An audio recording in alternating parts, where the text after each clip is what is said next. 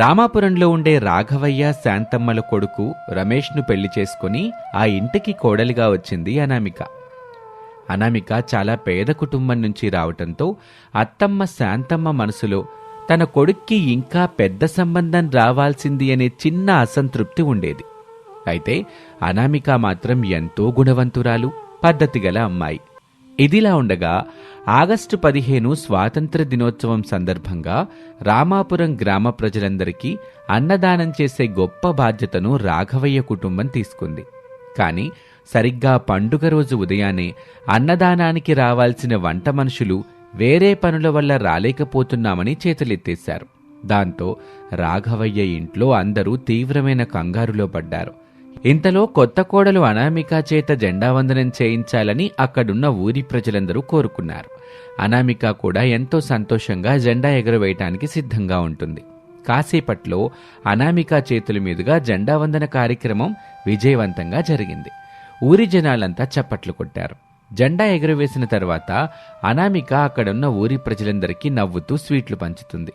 ఆ తర్వాత అక్కడే ఉన్న ఒక వ్యక్తి, ఇప్పుడు అందరూ ఇళ్లకు వెళ్ళండి బాబు, మధ్యాహ్నం 12 గంటల సమయంలో కొత్త కోడలు అనామిక ఇంటి దగ్గరికి వచ్చేయండి, అందరూ అక్కడందరికీ భోజనాలు ఏర్పాట్లు చేశారు, తప్పకుండా అందరూ రావాలి. ఊరి జనాలంతా ఒకరి మొహం ఒకరు చూసుకొని సంతోషపడ్డారు. సరేనండి, అలాగే వస్తామని చెప్పారు. ఇంతలో శాంతమ్మ దిగులుగా నిలబడి ఉన్న తన భర్త దగ్గరికి వచ్చింది. ఏమండి, ఇప్పుడెలా? ఊరంతా మనల్ని నమ్మి అన్నదానానికి వస్తారు. వంట మనుషులు రాకపోతే ఎంతమందికి వంట ఎవరు చేస్తారు? సమయానికి అన్నం పెట్టకపోతే మన కుటుంబం పరువంతా పోతుందండి. అవును శాంతమ్మ, నాకు ఏం చేయాలో తోచట్లేదు. రమేషు, బయట ఎక్కడన్నా వంట మనుషులు దొరుకుతారేమో, వెంటనే వెళ్ళి చూడు. చూశాను నాన్న, ఈరోజు ఊళ్ళలో చాలా వేడుకలు ఉండటం వల్ల ఎక్కడా ఒక్క వంట మనిషి కూడా ఖాళీగా లేరు. ఈ పాటికి వంట మొదలు పెట్టకపోతే చాలా కష్టం నాన్న. మామయ్య గారు, అత్తయ్య, మీరెవరూ కంగారు పడకండి. దేశానికి స్వాతంత్రం వచ్చిన ఈ శుభదినాన ఊరి జనాలకి అన్నం పెట్టే భాగ్యం మనకి దక్కింది. వంట మనుషులు రాకపోతే ఏమైంది? నేను వంటగదిలోకి వెళ్తున్నాను. రమేష్ గారు నాకు కాస్త సాయం చేస్తే చాలు. మన ఊరి ప్రజల కోసం నేనే స్వయంగా వంటలన్నీ పూర్తి చేస్తాను. అనామిక మాటల్లోని ధైర్యం చూసి రాఘవయ్య ముఖంలో ఆశ చిగురించింది. రమేష్ వెంటనే ఆమెకు సహాయంగా వంట సామాన్లు సర్దటం మొదలుపెట్టాడు. అనామిక ఎంతో వేగంగా వంట పనులు ప్రారంభించింది. వంటలన్నీ పూర్తయి ఊరి జనాలు అన్నదానానికి రావటానికి సిద్ధమవుతున్న సమయంలో ఊరి ప్రెసిడెంట్ కొడుకు ఒక తప్పుడు వార్త పట్టుకుని వాళ్ల ఇంటి ముందరకొచ్చి ఆగాడు. ప్రసాద్ వెటకారంగా నవ్వుతూ చేతిలో ఉన్న కాగితం చూపిస్తూ, ఏంటి రాఘవయ్య గారు, ఊరంతా అన్నదానం చేయడానికి చాలా ఉత్సాహంగా వంటలు చేసేసినట్టున్నారు. కానీ బ్యాడ్ లక్, ఈరోజు మీ అన్నదానానికి ఊరి నుంచి ఒక్కడంటే ఒక్కడు కూడా రాడు, రావటానికి వీల్లేదు. ఏంటి బాబు అంత మాట అన్నావు? ఇందాక అనామిక జెండా వందనం చేసినప్పుడు అందరూ భోజనానికి ఇక్కడికే వస్తామని చెప్పారుగా, అసలేమైంది బాబు? ఏమైందా? మీ రమేష్ నిన్న టౌన్ నుంచి తెచ్చిన బియ్యం పప్పులు అన్నీ నాణ్యత లేనివని, అవి తింటే ఊళ్ళో వాళ్ళందరికీ రోగాలొస్తాయని మున్సిపాలిటీ అధికారి సంతకంతో నోటీస్ వచ్చింది. ప్రెసిడెంట్ కొడుగ్గా ఈ అన్నదానాన్ని నేనిక్కడితో ఆపేస్తున్నాను. ఆ బియ్యం తెచ్చినందుకు మీ మీద పోలీస్ కేసు కూడా పెట్టొచ్చు. అబద్ధం, నేను ఎంతగానో వెతికి చాలా మంచి క్వాలిటీ ఉన్న సరుకులు తెచ్చాను. నువ్వు కావాలని మా కుటుంబానికి చెడ్డ పేరు తీసుకురావడానికి ఇలా తప్పుడు వార్తలు పుట్టిస్తున్నావు. ప్రసాద్ గారు, మీరు తెచ్చిన కాగితం ఎంత నిజమో మీ వండిన అన్నం అంతకంటే నిజం. ఈ వంటలు నేను నా సొంత చేతులతో ఎంతో భక్తితో చేశాను. ఇందులో ఎలాంటి తప్పు లేదు. మీ నోటీసులకి భయపడి మేము అన్నదానం ఆపే ప్రసక్తే లేదు. అనామిక అంత ధైర్యంగా మాట్లాడేసరికి ప్రసాద్ ముఖం అహంకారంతో నల్లగా అయిపోయింది. చూద్దాం, ఈ ఊళ్ళో నా మాట కాదని మీ ఇంటికి అన్నం తినటానికి ఎవడొస్తాడో అంటూ ఛాలెంజ్ చేసి అతనక్కడి నుంచి వెళ్ళిపోయాడు. అది చూసి శాంతమ్మ భయంతో ఏడవటం మొదలుపెట్టింది. ప్రసాద్ అలా ఛాలెంజ్ చేసి వెళ్ళిపోయాక శాంతమ్మ ఊరి ప్రెసిడెంట్ కొడుకుతో పెట్టుకుంటే మన పరువు ఏం కాను అని వణికిపోతూ ఉంటుంది. అనామిక అత్తగారి దగ్గరికి వచ్చి ఆమె చేతులు పట్టుకుని ధైర్యం చెప్పింది. అత్తమ్మగారు, మీరేం బాధపడకండి. ఆ ప్రసాద్ మాటల్ని అసలు పట్టించుకోవద్దు. మనమేంటో, మన కుటుంబం ఎలాంటిదో ఈ ఊరి ప్రజలందరికీ బాగా తెలుసు.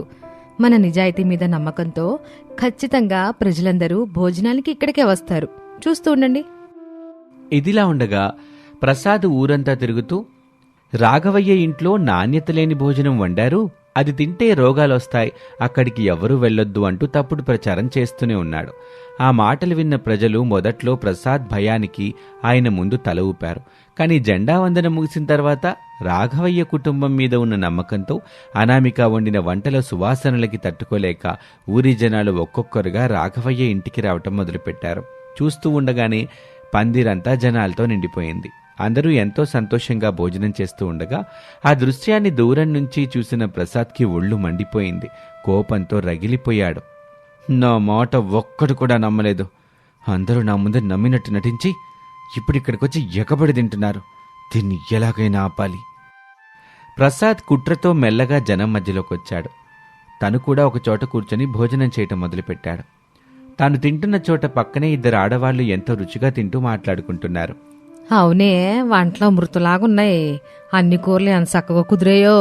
ఈ వంటలన్నీ రాఘవయ్య గారి పెద్ద కోళ్ళు ఉందిగా అనామిక, ఆమె స్వయంగా చేసిందంట. చాలా బాగా చేసింది కదూ. నిజమే పిన్ని గారు, వంటలైతే బాగా చేసింది. ఎందుకు చేయదు? పాపం ఇలాంటి వంటలు, ఇంత అన్నం వాళ్ళింట్లో ఎప్పుడూ ఉండేవి కావంట కదా. అదేంటి ప్రసాద్ బాబు అలా అంటున్నావు? నేను చెప్తుంది నిజమే పిన్ని గారు. ఈ అనామిక చాలా కటిక పేదరికం నుంచి వచ్చిన అమ్మాయి. వాళ్ళ అమ్మా నాన్న ఊరూరా భిక్షాటం చేస్తూ అడుక్కుంటూ ఈ అమ్మాయిని పోషించారంట. ఎక్కడైనా ఇలాంటి పెద్ద భోజనాలు పెళ్లిళ్ళు జరుగుతుంటే వీళ్ళు ముగ్గురు అక్కడికి వెళ్ళి అన్నాలు తిని కడుపు నింపుకునే వాళ్ళంట. అలా ఎవరెవరో పెట్టిన వంటలు తిని చదువుకున్న అమ్మాయి కదా, ఆ అమ్మాయిని వీళ్ళు తెచ్చుకుని పెళ్లి చేసుకున్నారు. అంటే ముష్టి భిక్షాటం చేసే కుటుంబం నుంచి వచ్చిన అమ్మాయా అనామిక? అవును పిన్ని గారు, అదే నిజం. అనామిక గతం గురించి ప్రసాద్ చెప్పిన మాటలకి పందిట్లో ఉన్న వాళ్ళంతా ఆశ్చర్యపోతూ గుసగుసలాడుకుంటున్నారు. ప్రసాద్ అంతటితో ఆగలేదు.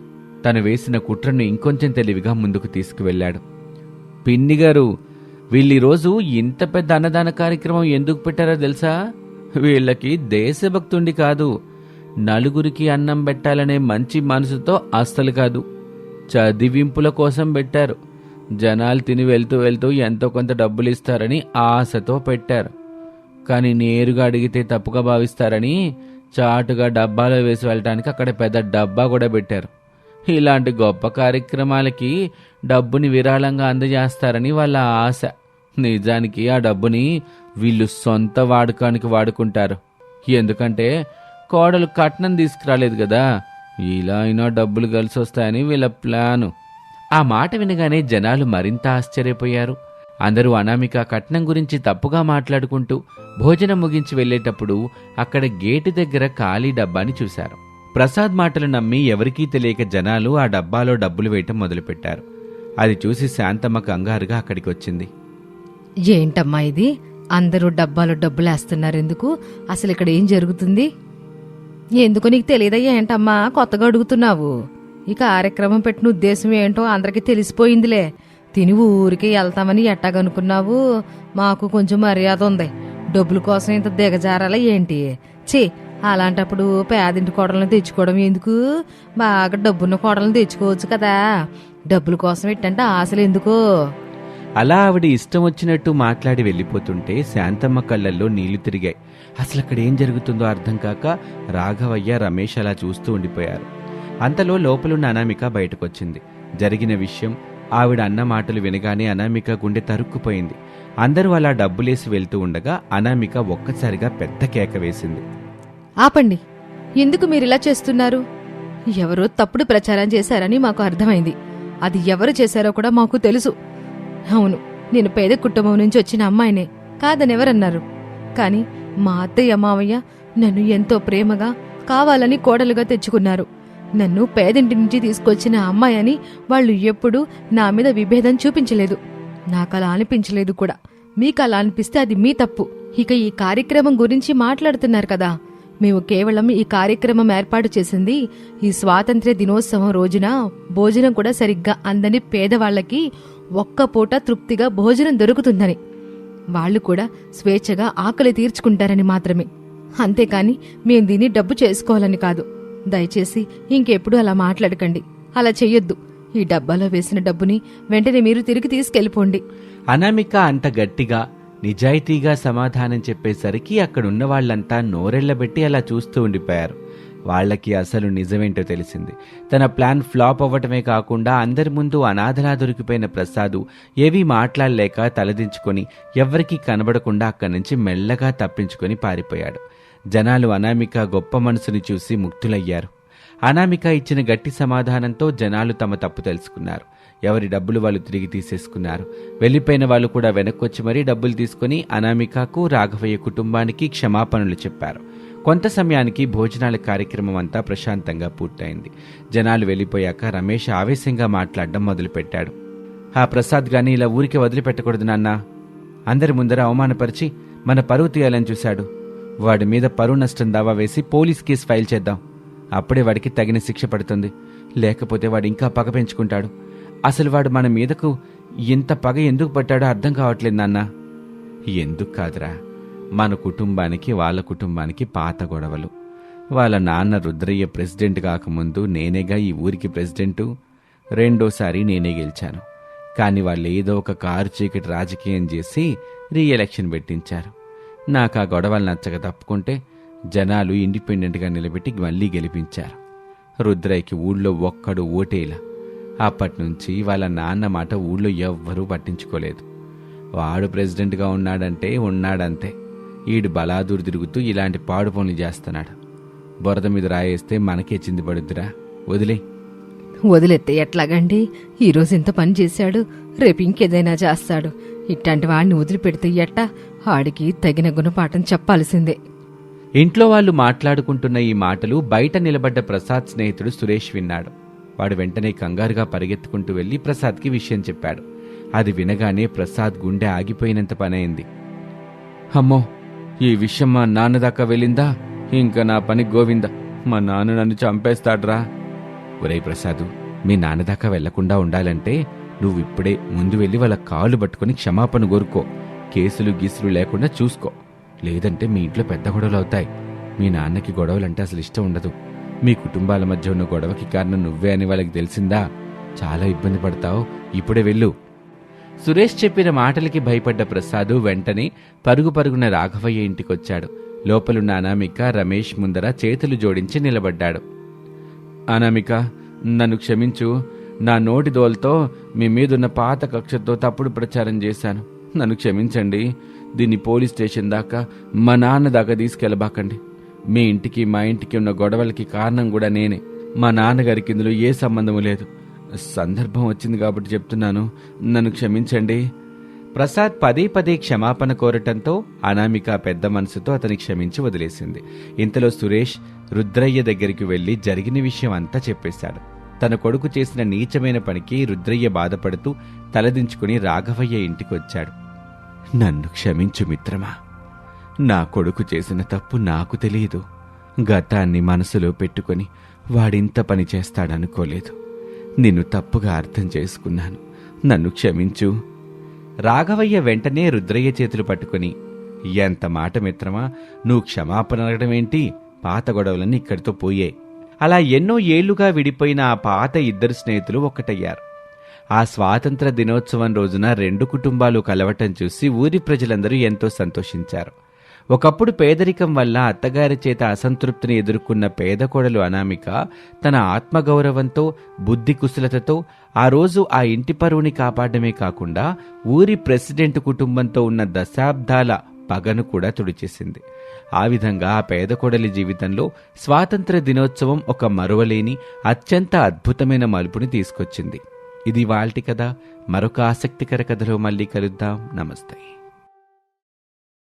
సుందరగిరి గ్రామంలో గత కొన్ని సంవత్సరాల నుంచి వర్షాలు సరిగ్గా పడక చాలామంది తమ భూమిని వదిలి పట్నానికి వలస వెళ్తున్నారు. దాంతో ఆ ఊళ్ళో ఉండే ప్రసాద్ బ్రతుకు తెరువు కోసం పట్నానికి వెళ్లాలా వద్దా అనే చర్చ వాళ్ళింట్లో మొదలైంది. యావండి, చూశారా? పక్కింటి సుబ్బయ్య గారు కూడా తమ సామాన్లన్నీ సర్దుకుని పట్నానికి వలసపోతున్నారు. ఊర్లో ఉండేవాళ్ళు ఒక్కొక్కరికి వెళ్ళిపోతుంటే మనం మాత్రం ఇక్కడే ఉండి ఏం చేస్తాం? శారదా, ఎవరి దారులు వాళ్ళవే. కాని మన ఊరు మనకి ఆత్మ గౌరవం. ఇన్నాళ్ళు ఈ భూతల్లి మనకు అన్నం పెట్టింది. ఇప్పుడు కొంచెం కష్టం వచ్చిందని మనం పట్టణానికి వెళ్ళటం కరెక్ట్ కాదు. నేను నా చివరి శ్వాస దాకా ఈ ఊళ్ళోనే ఉండాలనుకుంటున్నాను. అవును నాన్న, మీరు చెప్పింది నిజమే. పట్టణానికి వెళ్తే మాకు కూలీ పనులు తప్ప ఏమీ దొరకవు. కానీ ఇక్కడుంటే మన సొంత భూమిలో పనిచేసుకుంటూ రాజులా బ్రతకొచ్చు. మనం కొంచెం ఓపిక పడితే వర్షాలు ఖచ్చితంగా పడతాయనే నమ్మకం నాకుంది. అవునత్తయ్య, మామయ్య గారు చెప్పినట్టు మనం ఊర్లోనే ఉందాం. ఇలాంటి కష్టం వచ్చినప్పుడే మనం కలిసుంటే ఈ పేదరికాన్ని ధైర్యంగా ఎదిరించొచ్చు. అక్క, నువ్వు ఎప్పుడు పాత పద్ధతులకే సపోర్ట్ చేస్తావు. మన ఇల్లు చూడు ఎంత పాద్దో. చిన్నగా ఆలోచన పైనుండి పెంకులు పడుతున్నాయి. పట్టణాల్లో మనకు కావాల్సిన సౌకర్యాలు ఉంటాయి కదా. అవునక్క, మన ఊరోళ్ళంతా సిటీలో మంచి ఇళ్లలో ఉంటే మేం మాత్రం ఇక్కడ ఈ పెంకుటింట్లో వర్షం పడితే ఎక్కడ కప్పు కూలిపోతుందో అని చెప్పి భయపడాలా ఏంటి? అంజలి, అవని, అలా మాట్లాడకండి. నాన్నగారి బాధ మీకు అర్థం కావట్లేదు. పట్నంలో ఖర్చులకి చాలా డబ్బులు కావాలి. అక్కడ అద్దెలు కూడా ఎక్కువ. ఇక్కడైతే మనకి సొంతిల్లుంది కదా. అవని, అంజలి ఇంకా ఏమీ మాట్లాడలేక అక్కడి నుంచి వెళ్ళిపోయారు. కొన్ని రోజుల తర్వాత ఆకాశంలో నల్లటి మబ్బులు కమ్ముకున్నాయి. వర్షం మొదలైంది. అది చాలా చిన్న వర్షమే అయినా ప్రసాద్ ఇల్లు చాలా పాతది కావటం వల్ల హాల్లో ఒక మూల సడన్ గా ధబ్మని కప్పు కూలి కింద పడింది. బాబోయ్, చూసారా, నేను చెప్పింది నిజమైంది. అసలే ఈ ఇల్లు చాలా పాతది. ఈ వర్షానికి ఈ హాల్లోనే కప్పు కొంత కూలిపోయింది. ఒకవేళ భారీ వర్షం పడితే ఈ ఇల్లు మొత్తం కూలి మన మీద పడిపోతే మన పరిస్థితి ఏమిటో. అవును, అప్పుడు మనం అసలు ప్రాణాలతో ఉంటామా? అనామిక అక్క, ఇప్పుడు చెప్పు, మన ఊర్లోనే ఉందామా? నాకైతే ఈ ఇంట్లో ఉండాలంటేనే చాలా భయంగా ఉంది. అంజలి, అవని, కంగారు పడకండమ్మా. కొంత భాగమేగా కూలిపోయింది. మా ఆయన సురేష్ కలిసి ఈ రూఫ్ని బాగు చేస్తారు. మన సమస్య వచ్చినప్పుడు ఉపాయం ఆలోచించాలి కానీ భయపడి పారిపోకూడదు. అక్క, నువ్వు నీ నీతులతో ఇలాగే కాలక్షేపం చేయి. మేం మాత్రం ఇంట్లో ఉండం. అవని, అంజలి తమ బ్యాగులు సర్దుకోవటానికి తమ గదుల్లోకి వెళ్లారు. హాల్లో ప్రసాదు, శారదలు చాలా బాధతో కూర్చున్నారు. రమేష్, నా వల్ల మీ అందరికీ ఈ కష్టం వచ్చిందిరా. నా పేదరికం వల్ల ఇల్లు ఎప్పుడు బాగు చేయించలేదు. ఇప్పుడు కోడలు తిడుతుంటే నేను తలదించుకోవాల్సి వస్తుంది. మామయ్య గారు, అలా అనకండి. ఇందులో మీ తప్పేం లేదు. వర్షం వల్ల ఇలా అయిందంతే. రేపు మనందరం కలిసి త్వరగా వెదురు తెచ్చి పైకప్పును బాగు చేద్దాం. ఖచ్చితంగా అనామిక. ఈ రాత్రికి మనం వంటగదిలో ప్రశాంతంగా పడుకుందాం. ఇక అందరూ పడుకున్నారు. ఆ రోజు రాత్రి గాలివాన భీభత్సంగా ఉంది. ప్రసాద్ ఇంటి చుట్టూ ఉన్న చెట్లు ఊగిపోతున్నాయి. కరెంటు పోయింది. ఇంట్లో దీపాలు వెలిగించి ఉంచారు. పైకప్పు నుంచి అక్కడక్కడ రంధ్రాలు పడి నీళ్లు దారులుగా కారుతున్నాయి. సురేష్, నాకు చాలా భయంగా ఉంది. పైనుండి నీళ్లు మన బెడ్రూమ్లో పడుతున్నాయి. ఇంటి కప్పు ఎప్పుడు కూలిపోతుందని భయమేస్తుంది. అవని, ధైర్యంగా ఉండు. రమేష్ అన్నయ్య బయట చెక్ చేస్తున్నాడు. ఏమీ కాదులే. అరుణ్, అదిగో గట్టిగా సౌండ్ కూడా వస్తుంది. ఇంటి పైకప్పు పడిపోతుందేమో. అంజలి, భయపడకు. అది ఉరుము శబ్దం. సడన్ గా ఒక పెద్ద మెరుపొచ్చింది. దాంతో పాటు ఒకేసారి ఘోరమైన గట్టిగా ఢబ్ ఢబ్ అనే శబ్దం వచ్చింది. ఇంట్లో అందరూ షాక్తో కళ్ళు మూసుకున్నారు. తమ ఇల్లు మీద పడి కూలిపోయిందేమో అనుకున్నారు. యావండి, ఇల్లు కోల్పోయింది. దేవుడా, మమ్మల్ని కాపాడయ్యా. అనామిక, ఎక్కడున్నావు? రమేష్ గారు, నేను ఇక్కడే ఉన్నాను. ఏమీ అవలేదు. మెల్లమెల్లగా అందరూ కళ్ళు తెరిచి చూశారు. వింత, ఆ ఇల్లు అసలు కూలిపోలేదు. కానీ బయట నుంచి ఏదో లైట్, జెట్ సౌండ్ వస్తుంది. అనామిక మెయిన్ డోర్ ఓపెన్ చేసి బయటకు చూసింది. అక్కడున్న దృశ్యాన్ని చూసి ఆమె కళ్ళని నమ్మలేకపోయింది. మావయ్య, త్వరగా బయటికి రండి. మన తోటలో ఒక పెద్ద ఏరోప్లేన్ పడి ఉంది. ఏంటి, ఏరోప్లేనా? ఈ విలేజ్లోకి ఏరోప్లేన్ ఎక్కడి నుంచి వస్తుంది అనామిక? నువ్వేమైనా కలగంటున్నావా ఏంటి? నిజం రమేష్ గారు, ఒకసారి మీరే వచ్చి చూడండి. అందరూ కంగారుగా బయటకు వచ్చారు. టార్చ్ లైట్లు వేసి చూస్తే నిజంగానే ఒక పెద్ద తెల్లటి విమానం తమ పొలంలో చెట్ల మధ్య సేఫ్గా స్లైడ్ అయ్యి ల్యాండ్ అయ్యింది. దానికి పెద్దగా డ్యామేజీలు అవ్వలేదు. కానీ రన్నింగ్ ఇంజన్లు ఆఫ్ అయ్యి ఉన్నాయి. బాబోయ్, నిజంగానే విమానం. ఇది ఆకాశం నుండి మన పెరట్లోకి ఎలా పడింది? మై గాడ్, ఏరోప్లేనా? మా ఫ్రెండ్స్కి చూపిస్తాను, కానీ ఫోటో తీద్దామంటే కరెంట్ లేదు. ఇదేదో చాలా వింతగా ఉందే. ఈ వర్షంలో పైలట్ కంట్రోల్ తప్పి ఇక్కడ సేఫ్గా ఎమర్జెన్సీ ల్యాండింగ్ చేశాడు కాబోలు. కానీ లోపల ఎవరున్నారు? నాన్న, ఈ జోరు వర్షంలో లోపల ఎవరున్నారో చూడాలంటే మనం వెళ్ళాలి. పదండి, చెక్ చేద్దాం. మరుసటి రోజు ఉదయం వర్షం కొద్దిగా తగ్గింది. ఆకాశం ప్రశాంతంగా ఉంది. ఊళ్ళో ఉన్న చాలామంది ఈ వార్త విని ప్రసాద్ పొలం దగ్గరికి పరిగెత్తుకుంటూ వచ్చారు. విమానం చుట్టూ వందలాది మంది గుమిగూడారు. రమేషు, సురేషు, అరుణ్లు నిచ్చెన తెచ్చే విమానం డోర్ ఓపెన్ చేశారు. అందరూ లోపలికి వెళ్లారు. లోపల చాలా క్లీన్గా, మోడర్న్గా ఉంది. అది ప్రైవేట్ జెట్ లగ్జరీ సీట్లలాగా ఉన్నాయి. కాక్పిట్లోకి వెళ్లి చూస్తే పైలట్ సీట్లు, స్క్రీన్లు అన్నీ ఆన్లో ఉన్నాయి.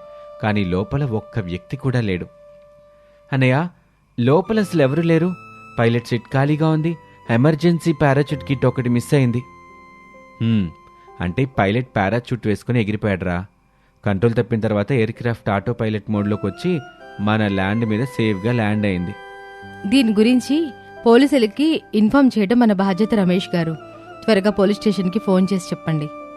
హలో ఇన్స్పెక్టర్ గారు, నేను రామాపురం నుంచి రమేష్ని మాట్లాడుతున్నాను. మా పొలంలో ఒక పెద్ద ఏరోప్లేన్ క్రాష్ అయ్యి ల్యాండ్ అయిందండి. లోపలేమో ఎవరూ లేరు. త్వరగా వచ్చి చెక్ చేయండి. ఏంటి, ఏరోప్లేనా? మీ పొలంలోనా? ఇప్పుడే వస్తున్నాం. ఎవరూ దాన్ని ముట్టుకోకుండా చూడండి. పోలీసులు, ఏవియేషన్ అధికారులు వచ్చి చెక్ చేశారు.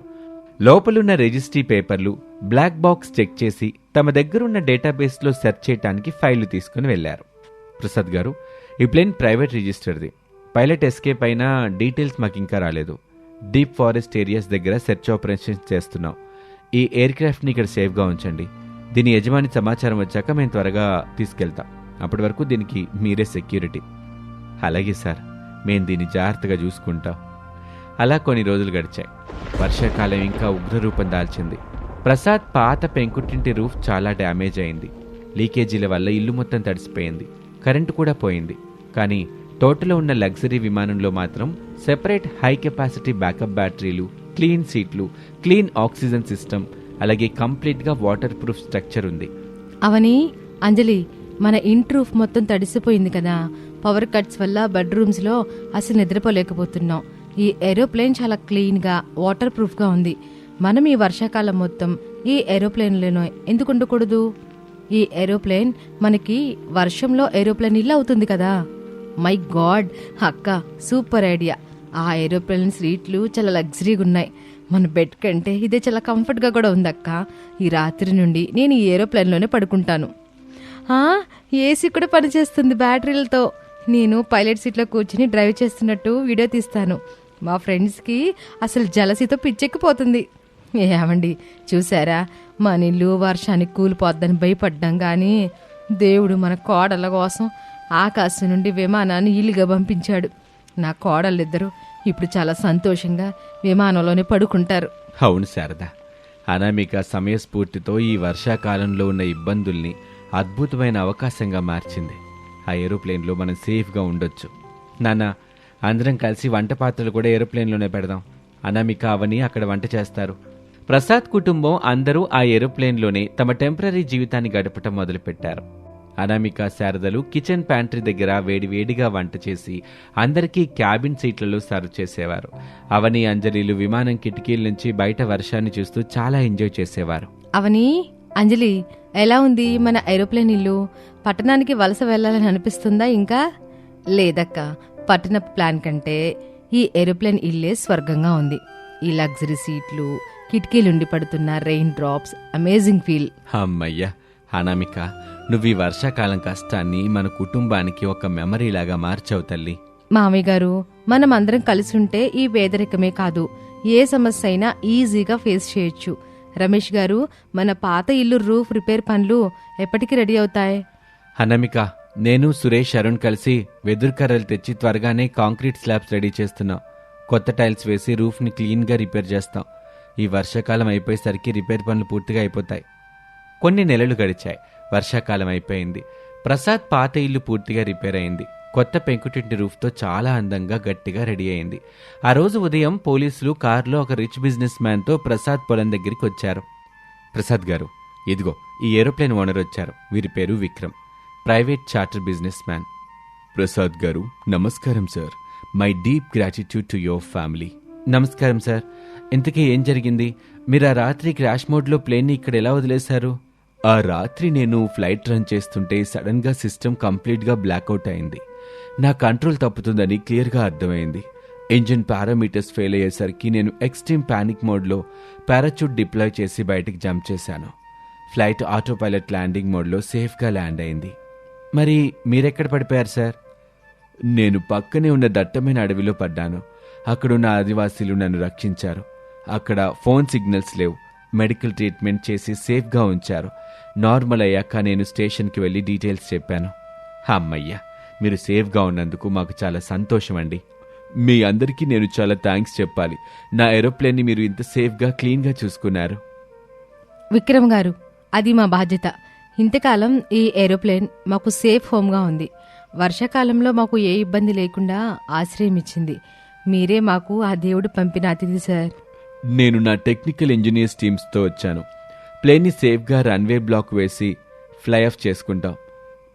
అనామిక తల్లి, మీ గౌరవానికి, మీ లాయల్టీకి నేను ఫ్లాట్ అయిపోయాను.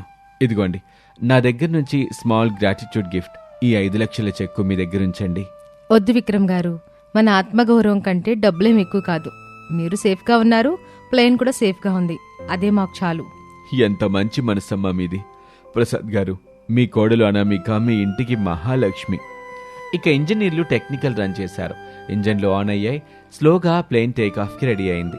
విమానం స్లోగా ప్రసాద్ పొలం నుంచి ఎగరటానికి రన్వే మీద ట్రాక్స్ చేస్తూ స్పీడ్గా ఆకాశంలోకి ఎగిరిపోయింది. దాన్ని చూసి అవని, అంజలిలు ఏడుస్తూ కన్నీళ్లు తుడుచుకున్నారు. అక్క, నా ఏరోప్లేన్ ఇల్లు వెళ్ళిపోయింది అక్క. నేను రోజు పడుకునే సాఫ్ట్ కుషన్ సీట్లు, క్లీన్ కిటికీలన్నీ మిస్ అవుతున్నాను. నాకు చాలా బాధగా ఉంది. అవునక్క, నా స్వీట్ ఏరోప్లేన్ హౌస్ ఫ్లైట్ ఎగిరిపోయింది. నాకు కూడా చాలా బాధగా ఉంది. పిచ్చి చెల్లెల్లారా, ఏరోప్లేన్ మన ఇల్లు కాదు, అది ఆకాశంలో ఎగిరే పిట్ట. మన ఇల్లు కంప్లీట్గా కొత్త కప్పుతోటి రెడీ అయింది. పదండి, కొత్త పెంకిటింట్లోకి వెళ్దాం. చూశారా అండి, ఆ ఏరోప్లేన్ వర్షాకాలంలో మనకి దేవుడు పంపిన వరం లాగొచ్చింది. అవును శారద, మన ఆత్మగౌరవం నిలబడింది. పట్టణానికి వలసెళ్ళే బాధ తప్పింది. మన ఇంట్లోనే మనం రాజుల్లాగా ఉండొచ్చు. అవునన్నమిక, వర్షంలో ఏరోప్లేన్ ఇల్లు ప్లాన్ మన ఫ్యామిలీ హిస్టరీలోనే టాప్ స్టోరీ అవుతుంది. అవును, our aeroplane house is unforgettable. కుటుంబం అంతా కలిసి నవ్వుతూ కంప్లీట్గా రీస్టోర్ అయిన అందమైన పెంకుటింట్లో మళ్ళీ ప్రశాంతంగా జీవించటం మొదలుపెట్టారు. ఇది వాల్టి కథ. మరొక ఆసక్తికర కథలో మళ్ళీ కలుద్దాం. అంతవరకు సెలవు. నమస్తే.